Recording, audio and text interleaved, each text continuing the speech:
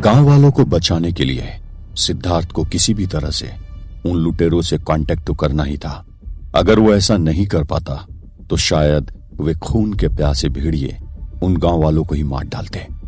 गांव वालों की तरफ से अभी तक सिद्धार्थ से यह कहने के लिए कोई नहीं आया था कि उन्हें सिद्धार्थ से मदद चाहिए, क्योंकि वे लोग खुद तो कभी सिद्धार्थ के काम नहीं आते थे, तो वे क्या मुंह लेकर उसके पास जाते। ऐसे में उन्हें डर था कि इस बार सिद्धार्थ उन्हें बहुत खरी खोटी सुनाएगा और शायद मदद करने से भी इनकार कर दे। गांव के मुखिया की जिम्मेदारी तो पूरे गांव की देखभाल करने की थी, लेकिन वीरानगढ़ को संभाल पाना इतना आसान नहीं था। वो तो मुखिया बनकर ही पछता रहे थे, लेकिन उन्हें अपना फर्ज तो पूरा करना ही था। अगर ऐसे में उन्हें सिद्धार्थ के पैरों पर गिरकर नाक भी रगड़नी पड़ती, तब भी वे ये करने को मजबूर थे। यही हुआ भी जब सिद्धार्थ उन घरों को देखने के लिए वहां आया हुआ था जहां आग लगाई गई थी और जहां से लोगों को उठाया गया था, तो मुखिया जी अपने घुटनों के बल बैठकर सिद्धार्थ के आगे गिड़गिड़ाने लगे। सिद्धार्थ ने उन्हें उठाया और कहा कि गांव के लोगों को बचाना उसकी भी जिम्मेदारी है और वो हर हाल में गांव की खुशहाली वापस लाकर रहेगा। गांव का डेवलपमेंट करना ही उसके पिता का भी मकसद था। एक बार फिर सिद्धार्थ को अपनी जान की बाजी लगानी थी। काफी लंबे वक्त से उसे उसके पेरेंट्स की कोई खबर नहीं मिली थी और वो तो वीरानगढ़ आया ही अपने पेरेंट्स के लिए था। तो क्या सच में उसे कोई खबर मिलने वाली थी? यह भला कौन बता सकता था? सिद्धार्थ ने सानिया से अब तक उस हवेली का अतीत और वीरानगढ़ से उसकी दुश्मनी के बारे में कुछ भी नहीं पूछा था। क्या सिद्धार्थ ने ऐसा जानबूझकर किया था? और सिद्धार्थ जानता था कि उस शैतान का इतिहास जानना इतना आसान नहीं। वे लोगों की जान बचाने के लिए सब कुछ करने को तैयार था। सिद्धार्थ और गौरी एक दूसरे से बेइंतहा मोहब्बत करते थे, लेकिन वक्त ने ऐसी करवट ली थी कि उन दोनों को हजारों लोगों की जान के बदले जानबूझकर अपने प्यार से धोखा करना पड़ रहा था। प्यार करना तो आसान है, लेकिन प्यार में इतना ज्यादा दर्द सहना और प्यार के लिए प्यार को धोखा देना सचमुच रुला देने वाला था। सिद्धार्थ तो एक से ज्यादा बार सानिया के साथ हम बिस्तर हो चुका था और सानिया भी भूतनी होकर एक इंसान को अपना सब कुछ मानने लगी थी। तो क्या सानिया का प्यार सिद्धार्थ को सचमुच गौरी से अलग करने वाला था? सिद्धार्थ धीरे धीरे पूरा पिशाच और नरभक्षी बनते जा रहा था। रात में तो पूरी तरह से काली ताकतों की गिरफ्त में रहता था। सिद्धार्थ जो अब तक के उन ताकतों पर जीत हासिल करता आ रहा था, अब उनके चुंगल में बहुत हद तक फंस चुका था। तो क्या सिद्धार्थ का इरादा जिस गांव को खुशहाल करने का था और वो शैतान उसके हाथों उसी गांव को तबाह करवाना चाहते थे? इस वक्त यह बात इतना मायने नहीं रखती थी। बात यह थी कि वो लुटेरे शैतान सिद्धार्थ के सामने अपनी ख्वाहिश कब और किसके जरिए जाहिर करने वाले थे। उन लुटेरों के आने के बाद से शेखर, सानिया और लता में जिस तरह की बेचैनी थी, उससे तो लग रहा था कि वे लुटेरे शैतान इन तीनों पिशाचों से भी कहीं ज्यादा ताकतवर थे। रात का वक्त हो और गेस्ट हाउस में रुके हुए वे तीनों पिशाच बाहर घूमने निकले। ये तो बड़ी मुश्किल बात थी। रात का अंधेरा तो उनकी ताकत को बढ़ाने वाला होता है। तो आज रात वो लोग क्या किसी खास मकसद से बाहर निकले थे? गेस्ट हाउस में सभी लोग गहरी नींद में सो रहे थे। यहाँ ये तीनों गांव में बनी हुई उस हवेली के आसपास चक्कर लगा रहे थे। शायद उनकी कोशिश ये थी कि वो लोग किसी तरह से वहां अंदर दाखिल हो जाए। कमाल की बात तो ये थी कि उस हवेली का शैतान इतना ज्यादा जालिम था कि इंसान तो इंसान, भूत भी उसका खौफ खाते थे। उसकी मर्जी के बिना किसी आत्मा को भी उस हवेली में आने की इजाजत नहीं थी। अगर ऐसा था तो फिर सिद्धार्थ एक आम इंसान होकर कैसे अंदर चला जाता था? सिर्फ इसीलिए क्योंकि उसे भी अंदर आने की इजाजत उस शैतान से ही मिली थी। वो पहेलियां जो सिद्धार्थ के सामने आती थी, वे सभी उस शैतान की तरफ से ही मिली हुई होती थी।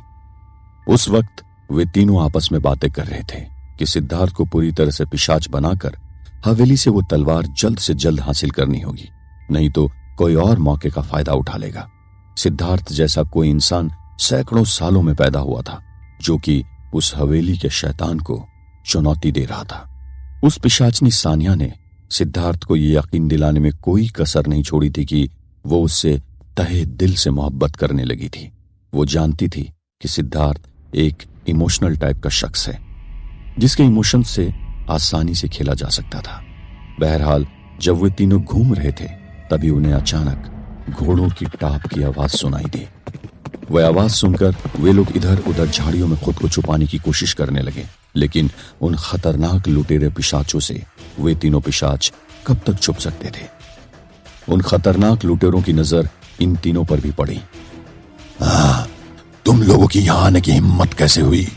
अगर अपने लिए परेशानियां और भी नहीं बढ़ाना चाहते हो तो तुरंत इस गांव को छोड़कर दफा हो जाओ, वरना इतनी दुख और तकलीफ देंगे कि भूत बनने पर भी पछतावा होने लगेगा। उन लुटेरों के सरदार ने उन तीनों पिशाचों को घूर कर देखते हुए गुर्रा कर पूछा। उन लुटेरों को देखने के बाद उन तीनों पिशाचों की बोलती बंद हो गई। बिना कुछ कहे हुए लोग वहां से सरपट भागने लगे, लेकिन वो भाग पाते इससे पहले ही उन्हें उन लुटेरों ने दोबारा घेर लिया। जब उन्हें कड़ाई से पूछा गया कि बताओ वो कौन सा शख्स है जिसकी मदद से तुम लोग वो तलवार हथियाने आए थे, तो उन लोगों को मजबूरन उन लुटेरों को हकीकत बतानी ही पड़ी। जब उन लोगों को सिद्धार्थ के बारे में पता चल गया कि वो गेस्ट हाउस में रहता है तो वे लुटेरे रुकने वाले नहीं थे। वे अपनी फौज लेकर तुरंत गेस्ट हाउस पहुंच गए। जबकि अभी रात हो चुकी थी और अंधेरे की हुकूमत थी, तो पिशाचनी के असर की वजह से सिद्धार्थ खुद पिशाच के रूप में था और अभी गहरी नींद में था। वीरानगढ़ के लोगों की भलाई के बारे में सिद्धार्थ अभी कुछ सोच सके उसमें अभी इतनी काबिलियत नहीं थी। सानिया का प्लान ये था कि वो सिद्धार्थ को अपनी तरह बनाकर वो तलवार हासिल कर ले और फिर सिद्धार्थ का काम तमाम कर दे। गौरी एक बहुत स्मार्ट लड़की थी और वो सिद्धार्थ पर अपनी कई जिंदगियां कुर्बान कर सकती थी। जब से सिद्धार्थ को लोगों ने पिशाच बनाना शुरू किया था, तभी से वो अपनी जान पर खेलकर उन तीनों पिशाचों की हरकतों पर नजर रख रही थी। उसे जैसे भी मौका मिलता वो कोशिश करके सिद्धार्थ के कमरे में छुप जाया करती थी और सिद्धार्थ और सानिया के बीच हो रही बातों को सुनती। कभी वो अपने आप को शिखर वाले कमरे में छुपा लेती, जिससे उन तीनों के प्लान का पता कर पाती।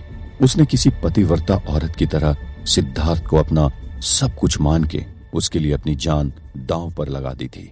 सिद्धार्थ अब तक उन लुटेरों के बारे में सारी बातें सानिया से पता नहीं कर पाया था और उससे पहले ही उन लुटेरों ने गेस्ट हाउस को घेर लिया था। एक एक करके जब वे लुटेरे भूत गेस्ट हाउस के कमरों में पहुंचे तो उन्होंने सबको खदेड़ कर बाहर निकाल दिया। गौरी और मिस्टर बजाज ने वीरानगढ़ में आने के बाद बहुत से भूतों को देखा था, लेकिन इस खतरनाक काले भूतों को देखकर तो उनकी हालत खराब हो गई थी। उनका खौफनाक बड़ा शरीर, जला हुआ चेहरा, अंगारों से धधकती लाल आंखें और सिर कटे हुए, उन शैतानों को देखकर मिस्टर बजाज की तो बोलती ही बंद हो गई। डर के मारे वे कांपने लगे। उनके घोड़े भी हद से ज्यादा खतरनाक थे। उन घोड़ों के दांत भी नोकीले और बाहर निकले हुए थे। उन सब के पास से जलते हुए मुर्दों की स्मेल आ रही थी। काले कपड़े पहने हुए अगर वे शैतान भी उस हवेली के शैतान से डरते थे तो फिर वो कितना खौफनाक होगा, इसकी तो कल्पना भी कर पाना मुश्किल था। जब गौरी ने यह सब देखा कि वो तीनों पिशाच उन लुटेरों को देखकर कैसे थर थर कांप रहे थे, तो गौरी ने अपने डर पर थोड़ा सा काबू पाया और तुरंत ही अपने मन में एक प्लान बनाया। वो जानती थी कि इतने खतरनाक भूतों का मुकाबला कर पाना तो उसके बस का नहीं था, जिनसे वे तीनों पिशाच भी इस तरह कांप रहे थे। उसका मुकाबला भला गौरी जैसी एक लड़की और अधेड़ उम्र के मिस्टर बजाज किस तरीके से कर पाते। सिद्धार्थ तो उस वक्त खुद आधा पिशाच था, तो उससे क्या उम्मीद की जा सकती थी। सिद्धार्थ, तुम लोगों में से सिद्धार्थ कौन है? हमें पता चला है कि वो एक ऐसा इंसान है जो हमें हमारी मंजिल उस तलवार तक पहुंचा सकता है। कहाँ है वो? उन लुटेरों के सरदार ने गेस्ट हाउस के तमाम लोगों से पूछा। इससे पहले कि कोई भी जवाब दे पाता, गौरी ने जवाब दिया, वो तो अभी सोया हुआ है। वो जिसे जमीन पर लिटाया गया है वही सिद्धार्थ है। गौरी ने बरामदे में लिटाए गए सिद्धार्थ की तरफ इशारा करते हुए कहा। गौरी इस वक्त जो कुछ भी कह रही थी वो बहुत ज्यादा सोच समझकर और चालाकी से कर रही थी।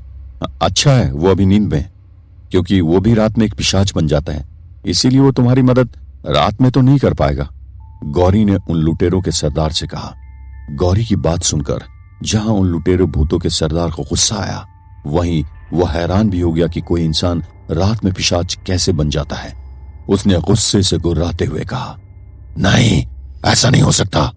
हमें तो पता चला था कि वो एक इंसान है जिसके पास इतनी हिम्मत और ताकत है कि उसने हवेली के उस शैतान को भी झुकने पर मजबूर कर दिया है। मुझे वो इंसान चाहिए, इंसान, कोई पिशाच नहीं।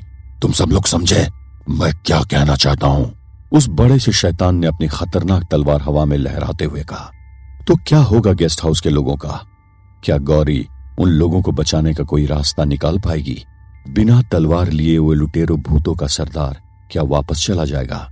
शिखर और उसकी साथी, उन दोनों पिशाचनियों का क्या होगा? जानने के लिए सुनते रहिए।